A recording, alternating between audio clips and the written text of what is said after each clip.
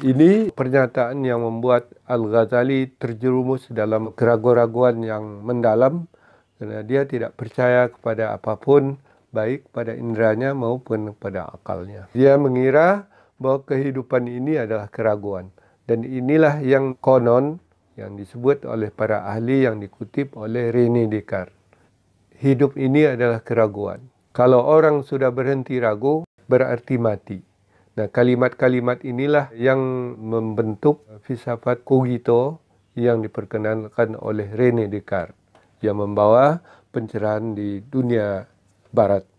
Maka aku berusaha keras untuk mengobatinya. Maka itu tidak mudah. Kerana tidak mungkin menolaknya atau mengobatinya kecuali dengan dalil. Dan tidak mungkin menegakkan dalil itu kecuali dengan proposisi ilmu-ilmu aksiomatik. Kalau dalil itu tidak diterima, maka tidak mungkin pula menyusun dalil, maka semakin parahlah penyakit ini. Hampir 2 bulan aku berada pada keadaan ini. Di dalam 2 bulan itu, aku kata Al-Imam rahimahullah berada dalam mazhab sofisme atau safsata. Hatta syafallahu ta'ala min zalikal marad, sampai Allah subhanahu wa ta'ala menyembuhkan aku dari penyakit itu dan kembalilah jiwaku sehat.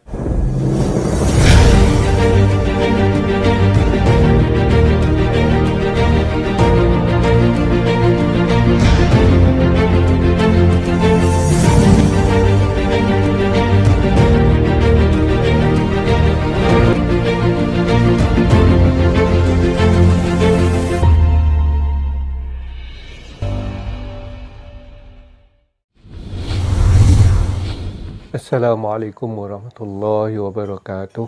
Alhamdulillahi rabbil alamin. Wassalatu wassalamu ala asyrafil anbiya'i wal mursalin. Wa ala alihi wa ashabihi wa man tabi'ahum bi ihsanin ila yaumiddin. Amma ba'du fa ya ayyuhal muslimun rahimakumullah.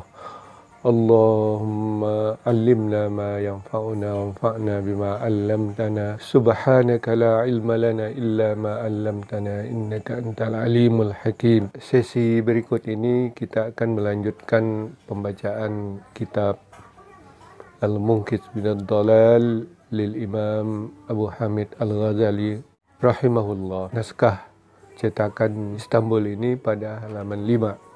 Dari cetakan yang lain halaman 31. Bismillahirrahmanirrahim. Al-qawlu fi madakhilis safsatah wa juhdil ulumi. Qala al-Imam Abu Hamid Muhammad Al-Ghazali rahimahullah. Summa patashtu an ulumi fawajadtu nafsi atilan min ilmin mawsufin bihadhihi sifah illa fil hissiyat wad daruriyat.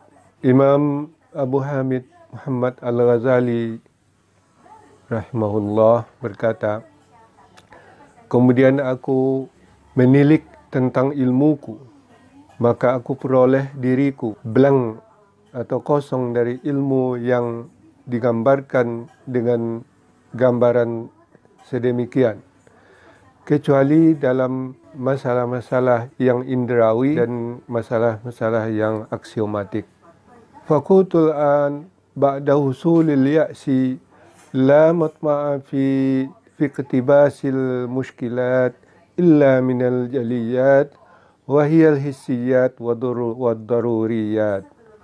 Fala budda min ihkamiha awalan liatabayyana anna siqati bil mahsusat wa amani minal ghalat fi daruriyat min jinsi amani alladhi kana min qablu fi taqlidiyat wa min jinsi aman askaril khalqi fi nazariyat.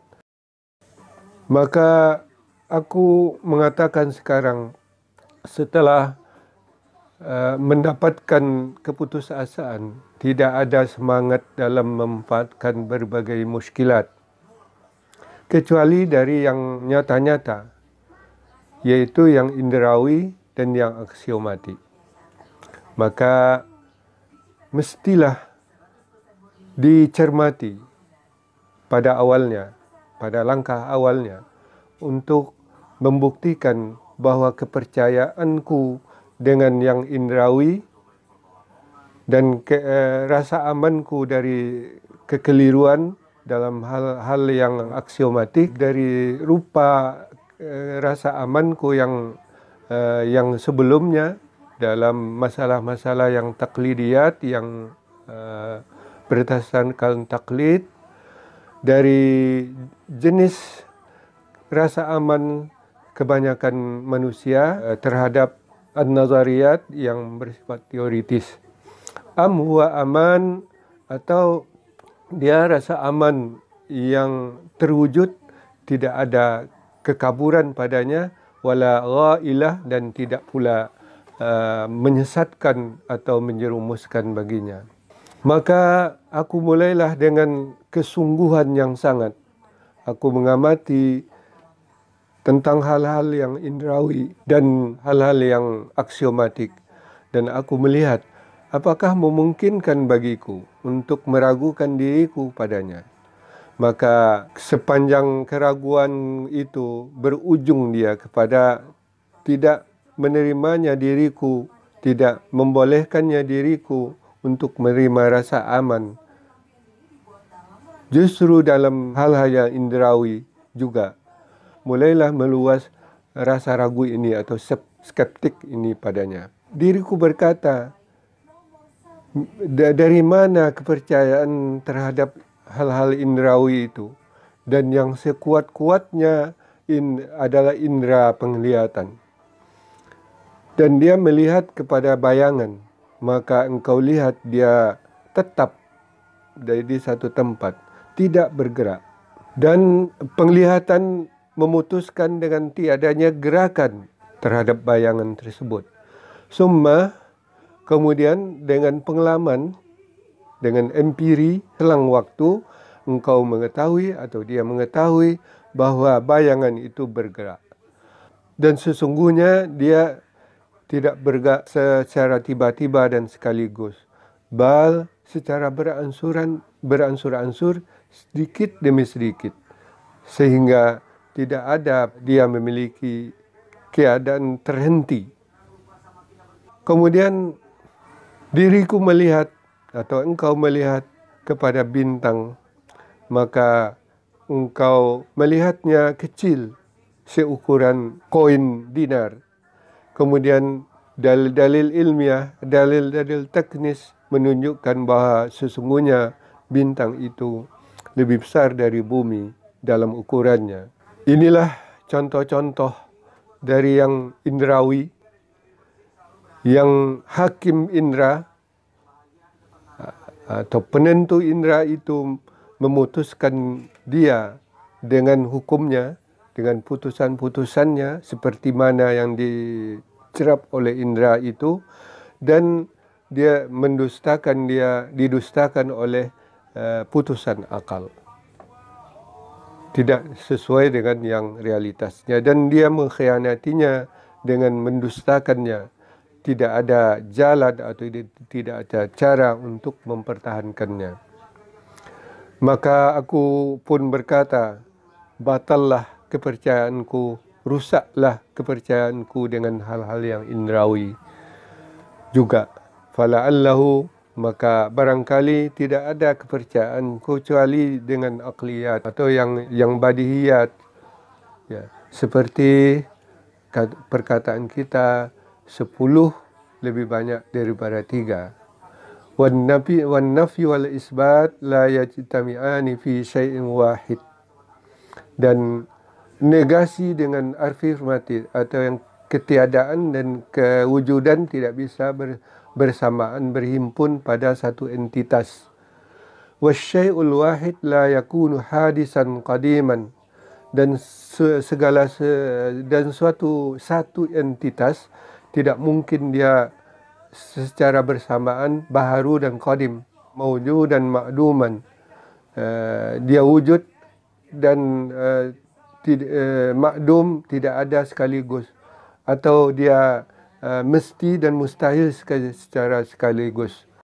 Pemikiran yang indrawi ini bertanya, dengan apa Anda merasa aman bahwa kepercayaan engkau dengan akliyat seperti sebagaimana kepercayaan engkau dengan yang indrawi? Wa qad kunta wasiqan bi, dan engkau pernah percaya kepadaku. Faja'a hakimul aqli fakazzabani, maka lalu datang hakim akal yang memutuskan, lalu dia mendustakannya, itu yang dicerap oleh indrawi tadi.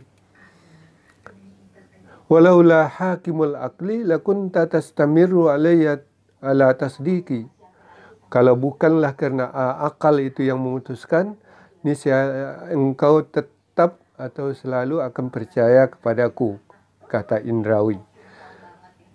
Fala'alla wara'a idrakal aqli hakiman akhar, maka barangkali ada di balik cerapan akal itu atau gambaran akal itu ada pemutus yang lain. Izan jala kazbul akli, apabila ternyata pula kedustaan akal itu pada putusannya.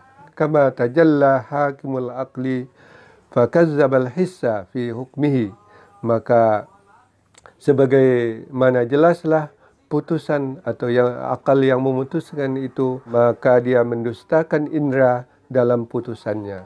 Dan tidak jelasnya serapan atau persepsi sedemikian tidak menunjukkan kepada kemustahilannya. Fatawaqqafatin nafs fi jawabi zalika qalilan, maka diri atau jiwa terhenti dalam menjawab demikian itu sedikit.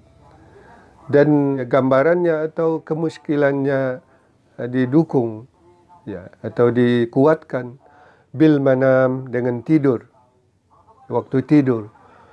Wa qalat amma taraka tan'aqidu fin nami umuran, dan ketika tidur itu engkau melihat atau bermimpi dan meyakini dalam tidur itu beberapa hal, dan engkau khayalkan beberapa keadaan dan meyakininya dengan sabatan wastiqraran, dengan wujud dan tetapnya, dan engkau tidak ragu pada keadaan itu padanya. Kemudian engkau terbangun, maka engkau tahu setelah terbangun bahwa sesungguhnya tidak adalah dari segala imajinasi engkau dan keyakinan engkau yang di dalam tidur itu aslun wa ta'ilun, tidak ada asal dan tidak ada manfaat. Fabima ta'manu an yakuna jami'a ma ta'taqiduhu fi yaqzatika bihassin aw aqlin huwa haqqun bil idafah ila halatika, lakin yumkinu an tatra'a alayka halah takunu nisbatuha ila yaqzatika kanisbati yaqzatika ila manamika, wa takunu yaqzatika nauman bil idafa ilaiha. Fa iza awradta tilkal halah tayaqqanta anna jami'a ma tawahhamta bi aqlika khayalat la hasila laha. Tidaklah engkau ragukan pada demikian keadaan yang di pengalaman dalam mimpi itu. Kemudian engkau terbangun, maka ternyatalah segala imajinasi dan keyakinan engkau di dalam mimpi itu tidak ada asalnya, tidak ada faidahnya. Maka dengan apa engkau merasa aman bahwa segala yang engkau yakini dalam dalam keadaan bangun engkau dengan indera atau dengan akal adalah benar berdasarkan kepada keadaan engkau itu. Tetapi mungkin untuk datang kepada engkau satu hal yang adalah berdasarkan atau dinisbahkan kepada bangun engkau seperti keadaan engkau pada waktu bangun kepada tidur, sama seperti tidur engkau. Dan adalah bangunnya engkau itu seperti tidur berdasarkan kepadanya. Faiza auratta, apabila engkau menghadirkan keadaan itu, engkau yakin bahwa semua yang engkau waham atau engkau ragukan dengan akal engkau itu adalah khayalat, imajinasi, khayal-khayal atau imajinasi yang tidak hasil padanya. Aula al-ayah. Sampai di situ. Ini penjelasan Imam Al-Ghazali tentang pengalamannya yang dia alami. Dia terjerumus ke dalam apa yang disebut safsatoh atau sofisme. Sofisme ini bukan tasawuf ya. Sofisme ini adalah istilah yang muncul dalam filsafat dengan pandangan tidak ada kebenaran yang mutlak. Artinya kebenaran itu relatif. Tujuan sebuah wacana menurut sofisme bukanlah kebenaran, tetapi meyakinkan orang. Bagaimana sebuah wacana, perdebatan, atau sebuah ungkapan, proposisi dapat meyakinkan orang dengan segala cara. Terlepas dari wacana itu atau proposisi, pernyataan dan ungkapan itu benar atau tidak. Kalau orang sudah yakin, itulah kebenaran. Dan itulah model atau gambaran dari sofisme yang muncul pada masa filosof Yunani kuno itu. Dan itu Al-Ghazali mengalami itu. Dia ceritakan setelah dia introspeksi, ternyata dia merasakan bahwa dia belumlah mencapai ilmu yang dia katakan itu ilmu yakini, yang sudah digambarkan sebelumnya. Kalau ilmu yakini itu ilmu yang tidak ada keraguan padanya dan merasa aman berpegang dengan ilmu itu. Itulah ilmu yakin. Ketika dia melihat ke dalam dirinya, maka dia merasa dirinya masih blank, kosong dari ilmu yang digambarkannya itu. Kecuali dalam hissiyat. Ya, kalau dalam batas-batas pengetahuan indrawi dan juga yang masalah-masalah yang aksiomatik seperti tadi 10 lebih banyak daripada 3, itu dia masih percaya di waktu itu. Lalu dia pun berpegang dengan itu. Dia tidak percaya kecuali hanya pada hissiyat dan daruriyat ini, pada yang indrawi dan yang pada yang sifat-sifatnya aksiomatik. Yang lain-lain dia tetap meragukannya. Kemudian juga dia mempertanyakan, benarkah yang hissiyat ini, yang indrawi, yang aksiomatik itu menghasilkan ilmu yang yakin? Ternyata dalam gejolak pemikirannya, ya, dia tidak dapat meyakininya. Maka dia mulai meragukannya. Kenapa? Karena dia lihat, contohnya itu bayangan tadi. Bayangan itu dilihat oleh indera, oleh mata kita, karena matalah yang terkuat dari semua indera kita. Maka mata melihat bayangan, matahari gitu. Maka mata melihat bayangan itu diam saja, terhenti. Padahal sebenarnya dalam realitas sebenarnya bayangan itu tidak pernah berhenti. Dia tetap bergerak sesuai dengan gerak matahari itu, tapi tidak terlihat oleh mata. Oleh sebab itu mata tidak bisa dipercaya karena beda dengan realitasnya. Kemudian contoh yang lain yang diberikannya adalah tentang bintang. Ya, kaukab. Kita lihat di malam hari bintang. Tidak lebih dari sebesar koin dinar. Ya, yang bercahaya di langit. Tetapi ternyata melalui dalil-dalil handasiyah, dalil-dalil al-adillatul handasiyah, itu dalil-dalil teknis ya, sekarang disebut dalil-dalil saintifik atau ilmiah. Itu ternyata bintang-bintang itu lebih besar dari bumi. Bahkan matahari kita jauh lebih besar dari bumi. Bahkan bintang-bintang matahari sebagai salah satu bintang, dan bintang-bintang lain itu lebih banyak, yang lebih besar, yang sangat lebih besar dari matahari. Oleh sebab itu, indera kita itu masih tidak dapat dipercaya, masih meragukan. Kemudian ternyata kalau indera tidak dapat dipercaya, lalu apa lagi? Maka dia berpikir pula tentang akal. Kalau begitu, akallah yang dapat dipercaya. Tapi setelah dia amati pula, setelah pikir-pikir, apakah akal-akal atau akliyat itu dapat dipercaya? Ya, kalau yang sifat-sifatnya aksiomatik, seperti ungkapan 10 lebih banyak dari 3, atau yang tidak ada dan yang ada itu bisa bersatu pada satu entitas, itu mustahil. Atau satu entitas itu dia baharu dan qadim pada satu entitas, tidak juga bisa. Dan itu mustahil. Apakah ilmu yang semacam itu dapat kita pegang? Lalu itu pun digugat. Ya, itu kan yang akliyat. Karena akliyat juga itu digugat oleh indrawi. Indra ini menggugat akal. Kenapa Anda percaya kepada yang akliyat?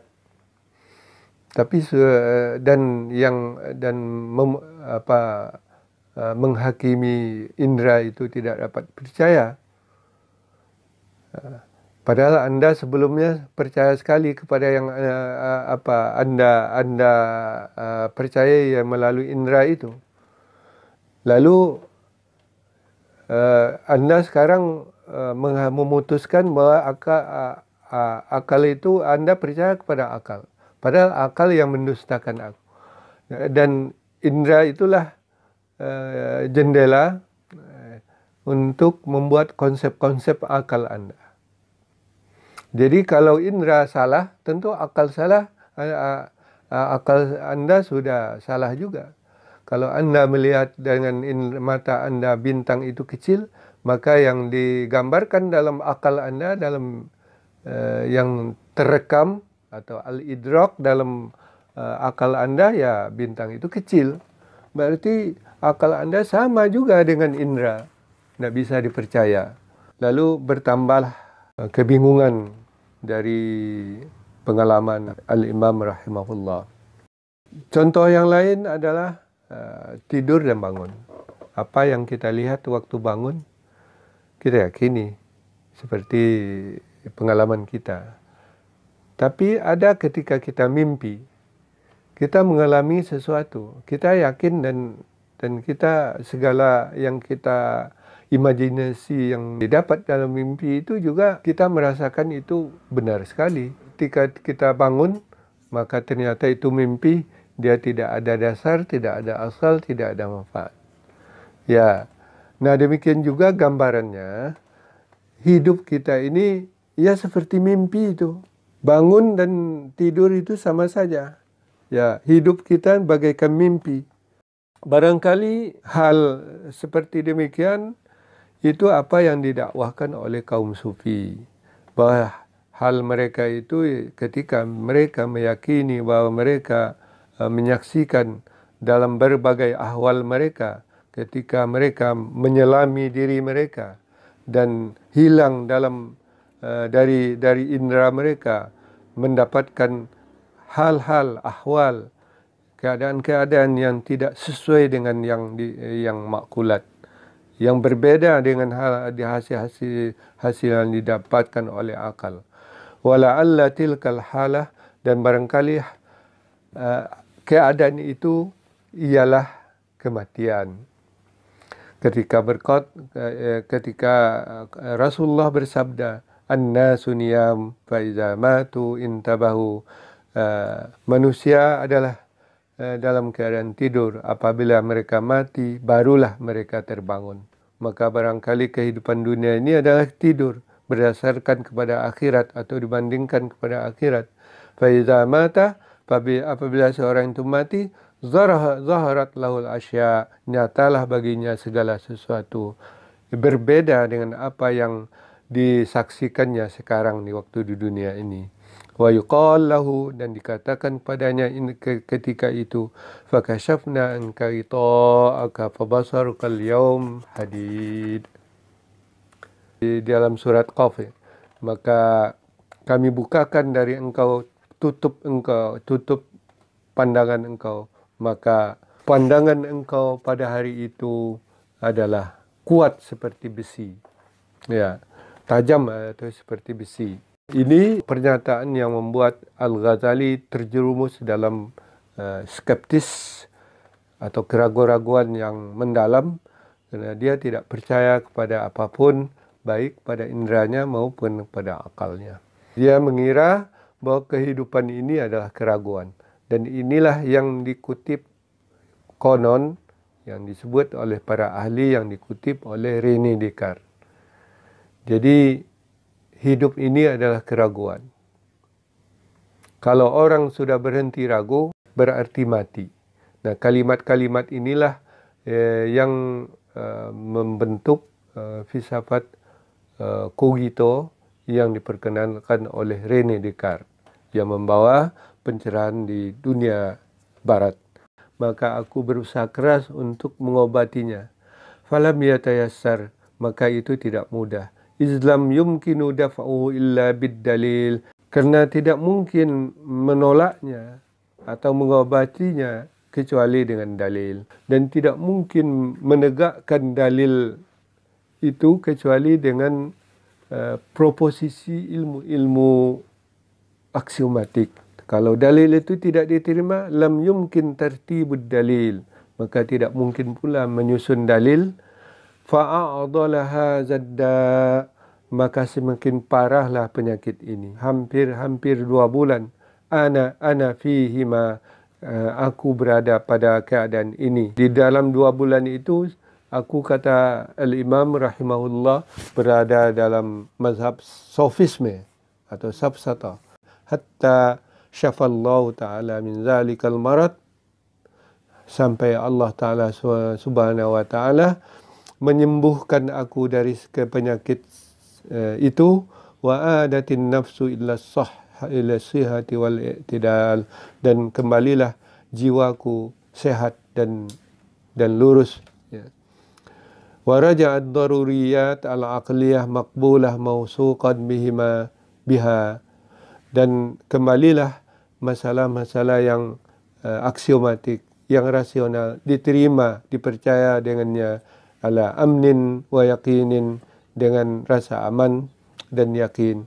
Walam yakun dzalika binazmin dalil, dan tidak ada hal demikian itu dengan menyusun dalil dan menyusun kata-kata atau proposisi, bal binurin, tetapi dengan cahaya, qazafahu Allah Ta'ala fis sadri, yang dimasukkan oleh Allah SWT ke dalam dada. Wa zalikan nur wal miftah aksarul ma'arif, maka cahaya ini itulah kunci segala pengetahuan.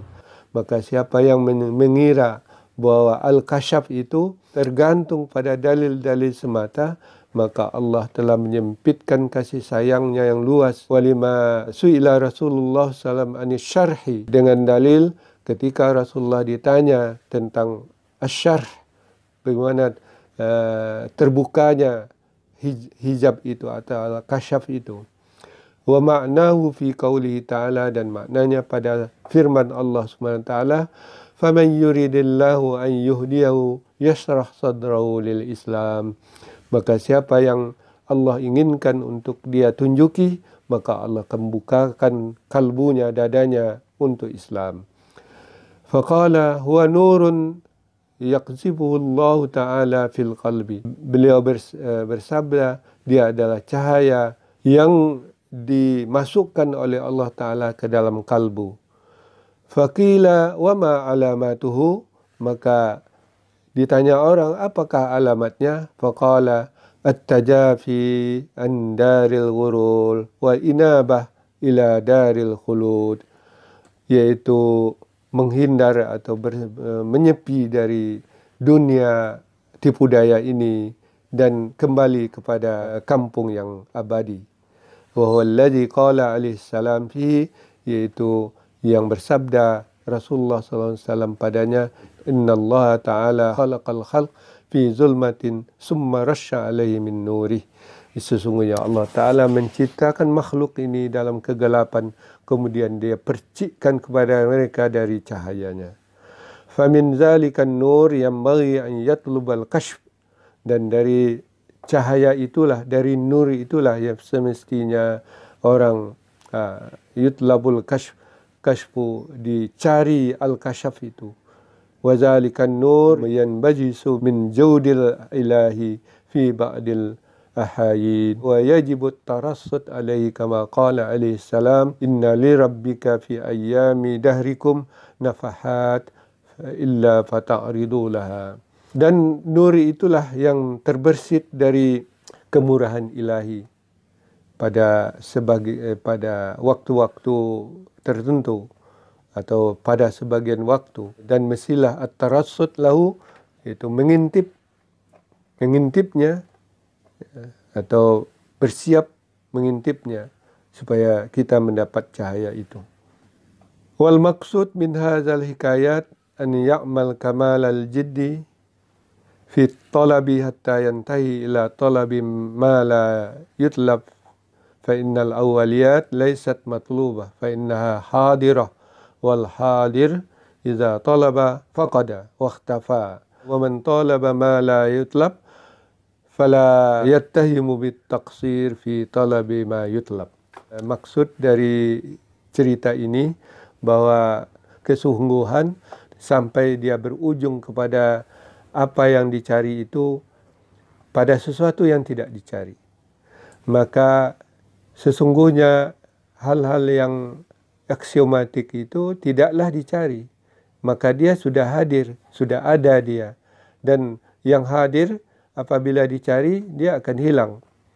Wakhtafa, dan hilang ya, tersembunyi. Dan siapa yang mencari apa yang tidak dicari, fala yattahimu bit taksir fi, maka tidaklah diragukan atau disangka itu sesuatu hal yang kurang dalam menuntut apa yang dituntut. Jadi ini menyatakan bahwa sesuatu yang dicari kadang-kadang tidak dapat. Ya, tidak bisa kita memastikan dapat yang kita cari. Tetapi sesuatu yang tidak dicari, kalau Allah berkehendak, maka dia akan masuk atau akan mendapat secara tiba-tiba dengan berkat rahmat atau kasih sayang dari Allah SWT. Semua yang bersifat aksiomatik yang dijelaskan itu bukanlah sesuatu yang dicari, tapi dia sudah ada secara logis dan secara pengalaman manusia, dia tidak dicari. Tetapi jangan berhenti untuk mencari.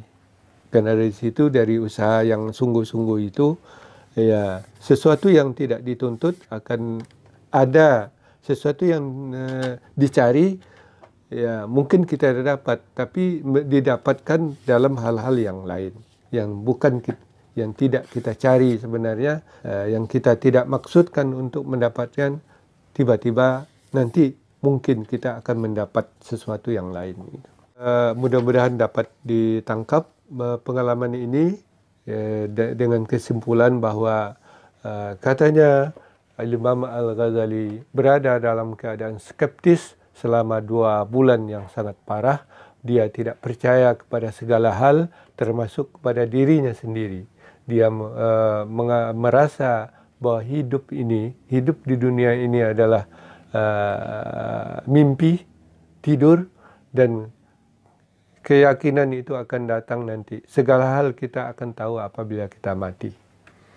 Nah, jadi sehingga nanti dia ceritakan bahwa pengalamannya berujung kepada rahmat atau kasih sayang Allah yang menyembuhkannya dia dengan terbukanya mendapat kasyaf, ya. Dengan kesungguhannya itu terbukalah pengetahuan yang yakin itu kepadanya, yaitu berkat Allah memasukkan atau mengisi kalbunya dengan cahayanya sehingga terbukalah pengetahuan itu atau ma'rifah itu pada diri beliau. Nah, inilah pengalaman yang dia ceritakan dalam segmen ini. Mudah-mudahan ada manfaatnya bagi kita dan kita mengetahui bahwa konsep skeptisme itu adalah penyakit yang pernah dialami oleh Imam Abu Hamid Muhammad ibn Muhammad Al-Ghazali rahimahullah.